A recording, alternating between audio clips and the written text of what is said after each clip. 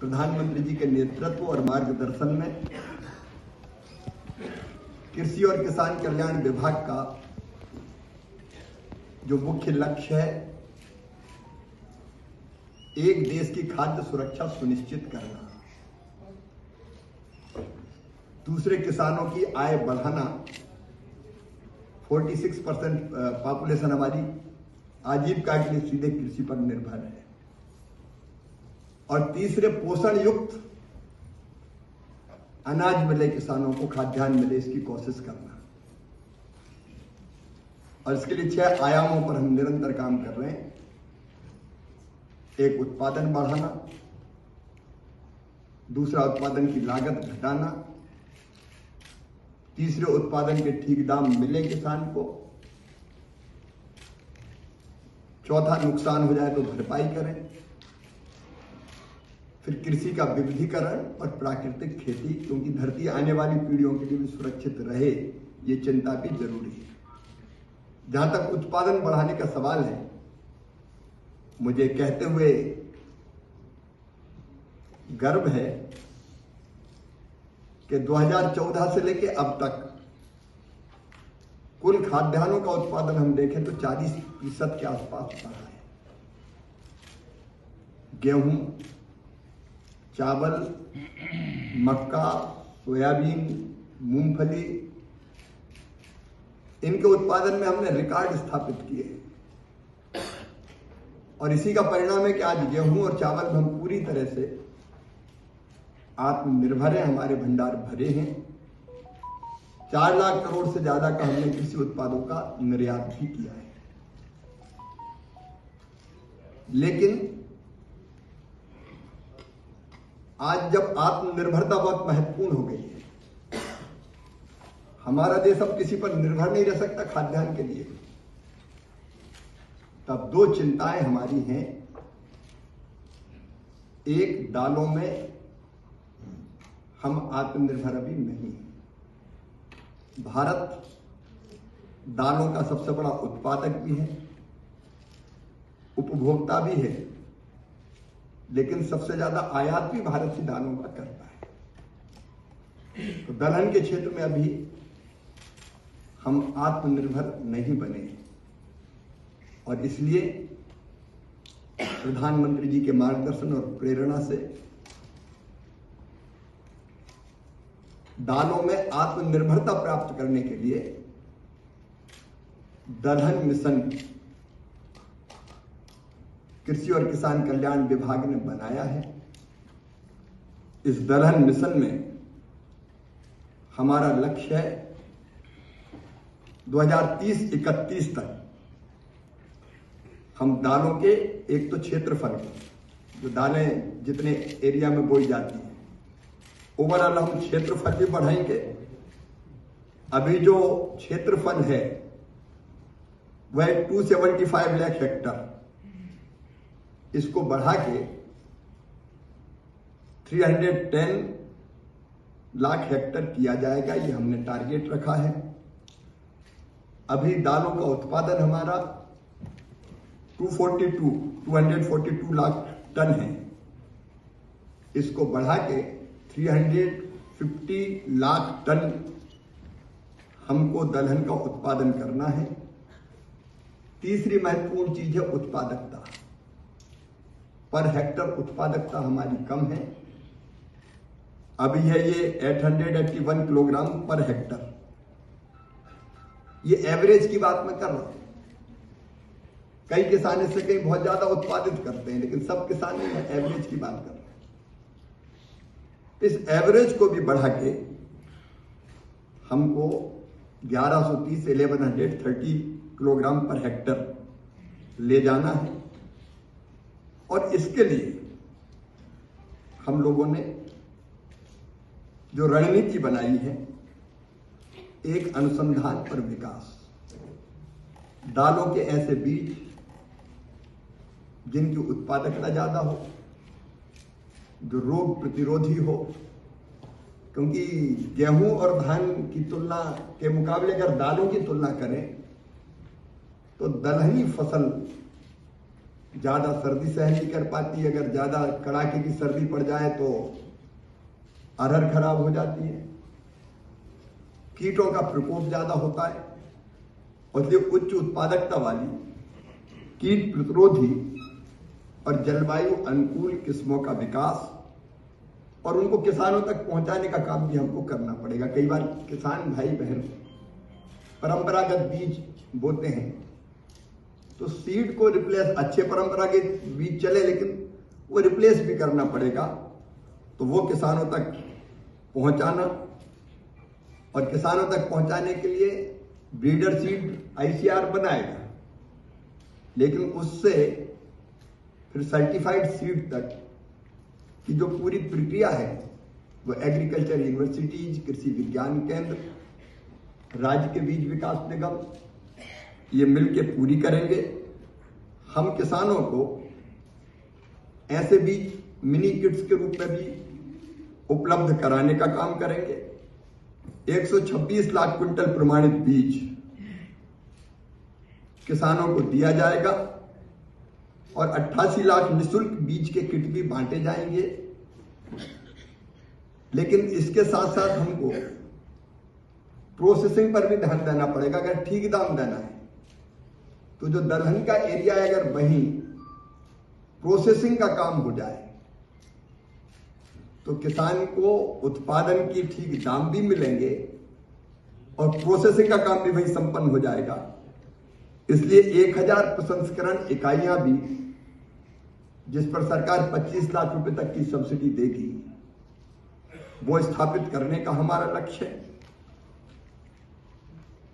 और मुझे पूरा विश्वास है कि हमारी पूरी टीम कृषि वैज्ञानिकों की, मैंने कहा था 1 नेशन 1 एग्रीकल्चर 1 टीम, राज्य सरकार, केंद्र सरकार, केवीकेज, एग्रीकल्चर यूनिवर्सिटी, प्रगतिशील किसान, हम सब मिलकर काम करेंगे और इस लक्ष्य को हम प्राप्त करने का प्रयास करेंगे।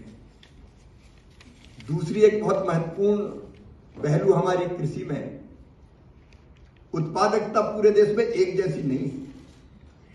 अलग अलग फसलों की उत्पादकता अलग अलग राज्यों में भी अलग है, कहीं कम है, कहीं ज्यादा है, और एक राज्य में भी जिलों की उत्पादकता अलग अलग है। हमने ये तय किया है कि कम उत्पादकता वाले जिले छांटे जाएं और उनमें कुछ विशेष प्रयत्न किए जाए उत्पादकता बढ़ाने के।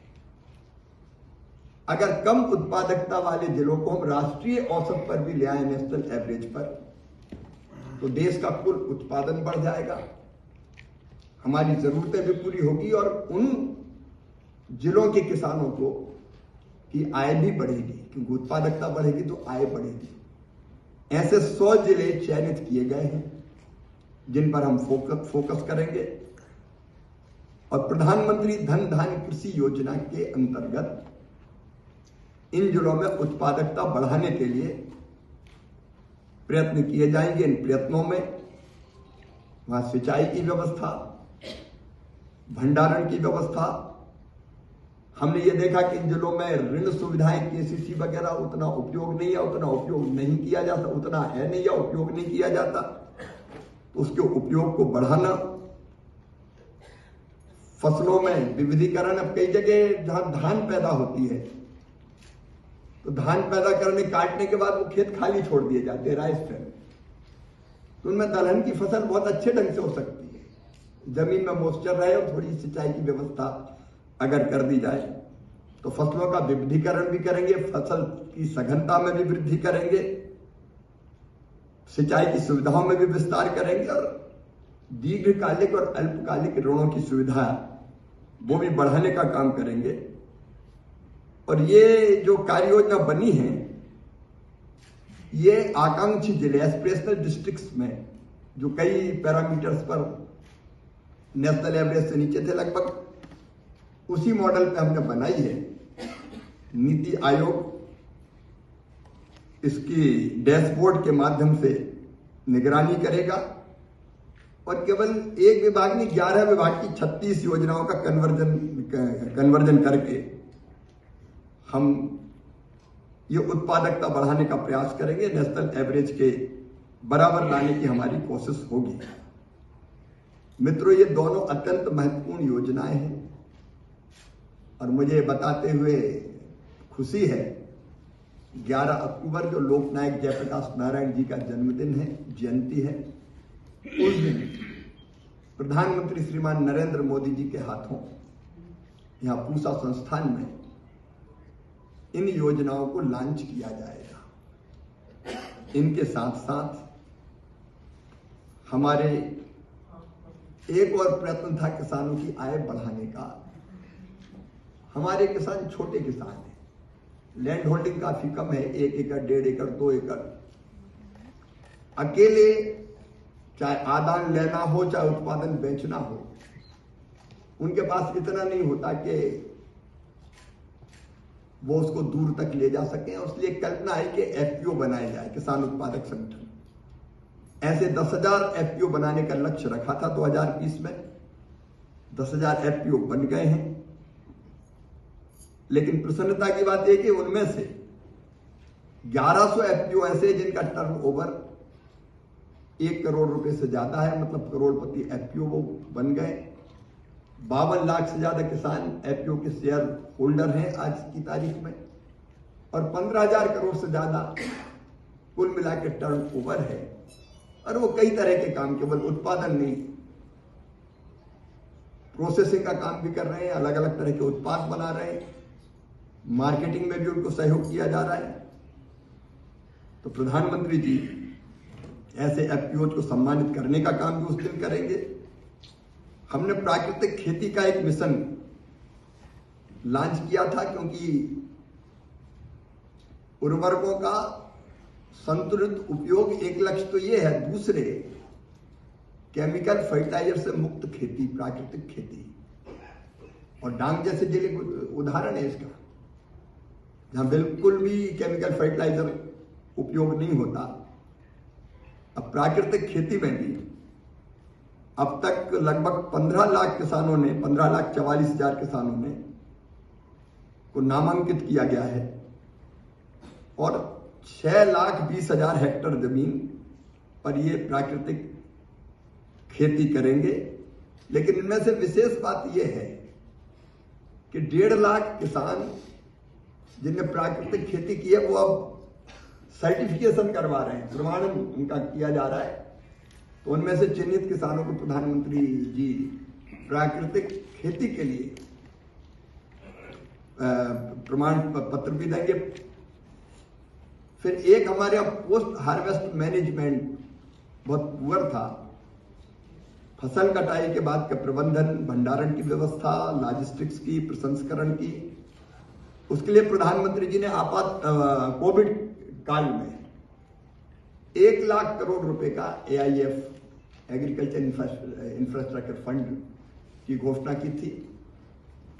अब 1 लाख करोड़ नहीं, 1,17,000 करोड़ रुपए की परियोजनाएं स्वीकृत हो गई हैं, जिनमें से कई का काम प्रारंभ हो गया है। 35,077 कस्टम हायरिंग सेंटर, 24,777 प्रसंस्करण की इकाइयां, प्रोसेसिंग की units, warehouse 17,151, cold storage 2,668, 3,940 sorting और ग्रेडिंग्स की यूनिट। कई तरह की छोटी बड़ी परियोजनाओं पर काम हुआ है। तो इससे जो AIF जो काम कर रहा है, वो भी इस कार्यक्रम का एक हिस्सा होगा। तो एक महत्वपूर्ण कार्यक्रम माननीय प्रधानमंत्री जी का 11 अक्टूबर को पूसा से संपन्न होगा। उसके पहले कार्यक्रम में जाने के पहले प्रधानमंत्री जी अलग अलग जो किसान हैं, प्राकृतिक खेती के किसान, दलहन मिशन के किसान, धन धान्य योजना के अंतर्गत आने वाले किसान, उनसे अलग अलग संवाद भी करेंगे। पूसा के